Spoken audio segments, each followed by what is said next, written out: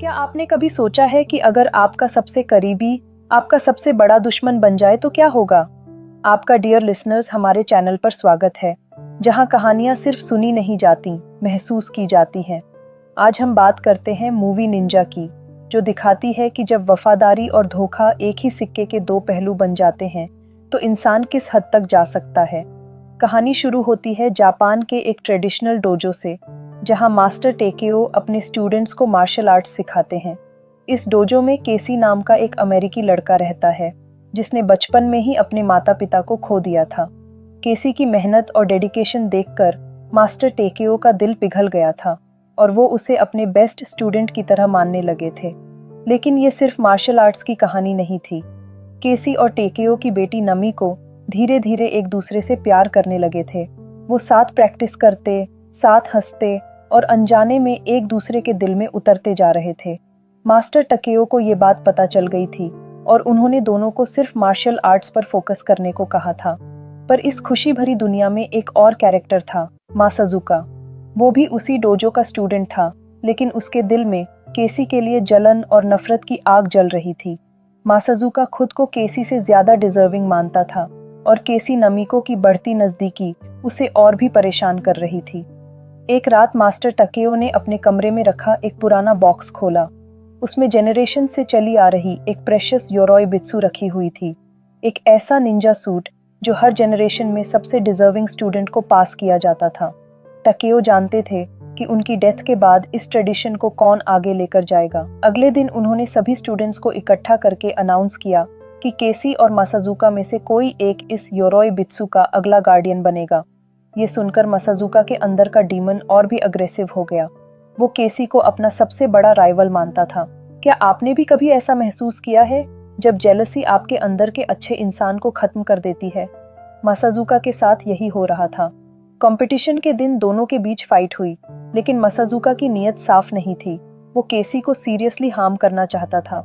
जब मास्टर टकेओ को ये रियलाइज हुआ, तो उन्होंने मैच रोकने की कोशिश की, लेकिन मासाजुका ने केसी पर जानलेवा अटैक कर दिया।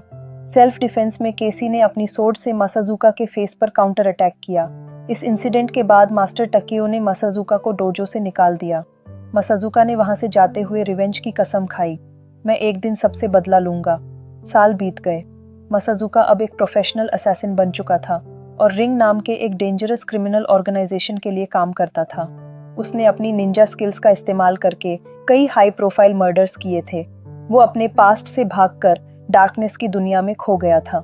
एक दिन मास्टर टाकियो को रियलाइज हुआ कि अब वो योरोई बित्सु की रिस्पॉन्सिबिलिटी केसी को ट्रांसफर करने का टाइम आ गया है। लेकिन उसी वक्त मासाजुका भी डोजो में वापस आ गया। वो योरोई बित्सु को अपने हाथ में लेना चाहता था, लेकिन टकेओ ने साफ मना कर दिया। मासाजुका ने फिर से रिवेंज की थ्रेट दी। मास्टर टकेओ समझ गए कि जल्द ही अटैक होने वाला है।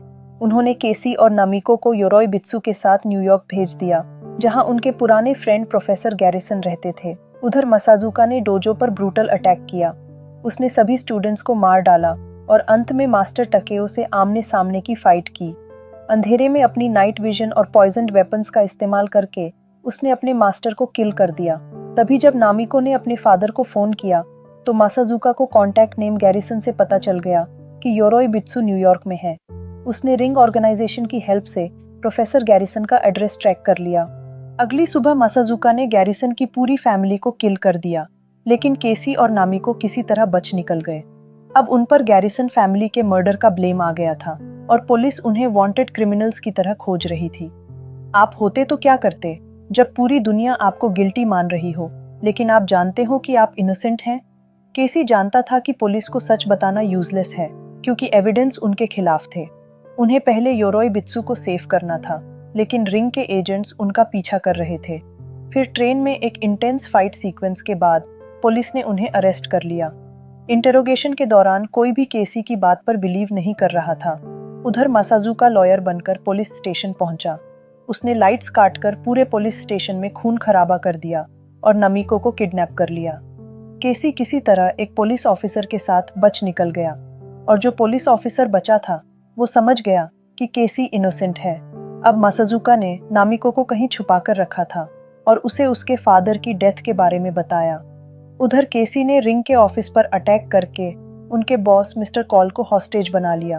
केसी ने कॉल के फोन से मासाजुका को कॉल किया और एक डील प्रपोज की, योरोइबित्सु के बदले नामिको की फ्रीडम। मासाजुका अग्री हो गया। फिर वो पहली बार योरोइबित्सु को एक्चुअली पहनने के लिए यूनिवर्सिटी गया। उसने सूट की वर्शिप की और पहली बार उसे वेयर किया। जब मासाजुका उस लोकेशन पर पहुंचा तो उसे पता चला कि बॉक्स खाली है। वो गुस्से से भर गया, लेकिन तभी केसी सामने आया, पूरी योरोइबित्सु पहनकर। यहाँ उनकी फाइट शुरू होने से पहले ही रिंग के एजेंट्स ने अटैक कर दिया। अब तीनों, केसी, नामिको और मासाजुका को एक साथ मिलकर रिंग के अगेंस्ट फाइट करना पड़ा। नामिको ने योरोइबित्सु के स्पेशल धनुष और बाण का इस्तेमाल किया। रिंग के सभी एजेंट्स को डिफीट करने के बाद फाइनली केसी और मासाजुका के बीच एक्चुअल शोडाउन हुआ। लेकिन फाइट के दौरान मासाजुका ने नामिको को वही पॉइजन नीडल मारी जिससे उसने मास्टर टकेओ को किल किया था। फिर उसने जानबूझकर केसी की आंखों के सामने एंटीडोट का बॉटल गिरा दिया। केसी डेस्परेट हो गया। अब मासाजुका ने इनविजिबिलिटी टेक्निक यूज की, लेकिन केसी ने मास्टर टकेओ की सिखाई हुई टेक्निक से उसे काउंटर किया।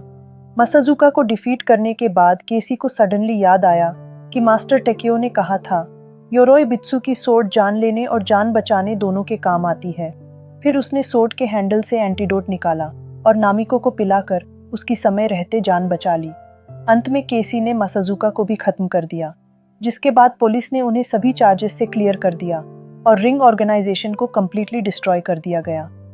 लास्ट में केसी और नामिको वापस जापान आ गए और डोजो की रिस्पॉन्सिबिलिटी उन्होंने अपने हाथों में ले ली। रियल लाइफ में भी हमारे सामने ऐसे मोमेंट्स आते हैं जब हमें चूज करना होता है, रिवेंज लेना है या फॉरगिव करना है, जेलसी में जलना है या अपने गोल्स पर फोकस करना है।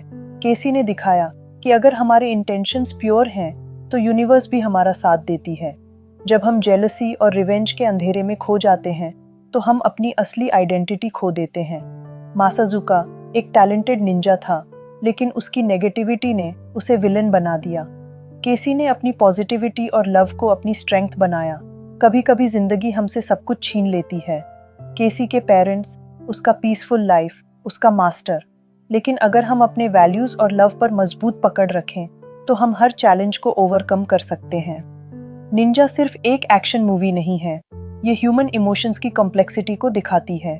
ये बताती है कि ट्रेडिशन, लव, लॉयल्टी और सैक्रिफाइस कैसे एक साथ मिलकर एक पर्सन को ट्रांसफॉर्म कर देते हैं। कमेंट में बताना, क्या आपकी लाइफ में भी कोई ऐसा पर्सन है जिसकी जेलसी ने रिलेशनशिप खराब कर दी हो। आज के लिए बस इतना ही माय डियर लिसनर्स। अगर आपको ये मूवी पसंद आई तो वीडियो को लाइक करें, शेयर करें और हमारे चैनल को ऐसी और वीडियोस देखने के लिए याद से सब्सक्राइब जरूर कर लें। मिलते हैं बहुत जल्द एक और फिल्म की कहानी के साथ। तब तक अपना ख्याल रखिए, खुश रहिए और अच्छी फिल्में देखते रहिए। Till then, goodbye my dear listeners.